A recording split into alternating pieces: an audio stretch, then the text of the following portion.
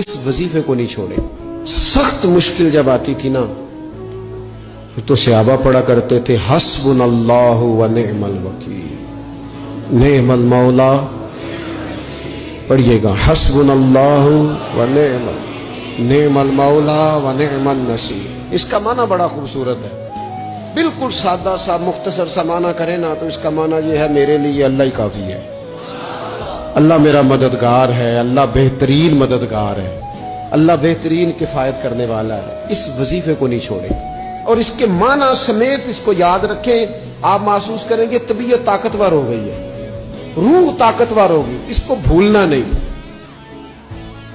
اور دوسرا آپ سے عرض کرنا ہے کہ اعلیٰ حضرت چونکہ ہم سلسلہ طریقت میں فاضل بریلوی سے وابستہ ہیں اور باقی جتنے بھی لوگ ہیں سارے ماشاءاللہ انہی سے وابستہ ہیں.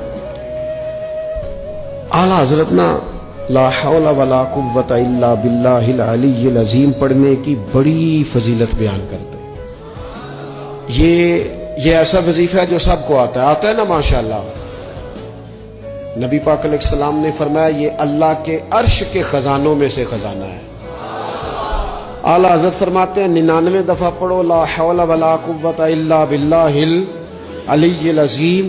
فرمایا اللہ تعالیٰ تمہیں 99 بیماریوں سے شفا دے گا اور اس میں سب سے چھوٹی بیماری ٹینشن کی بیماری ہے.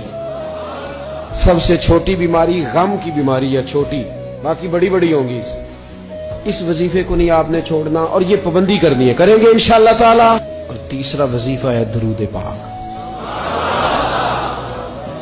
یہ بندہ درود پاک پڑھتا ہے تو پتہ ہوتا کیا ہے، ایک بار پڑھو تو 10 رحمتیں، 2 بار پڑھو تو 3 بار پڑھو تو 4 دفعہ پڑھو تو پھر تو چاروں جانب رحمت ہی رحمت ہو جاتی ہے.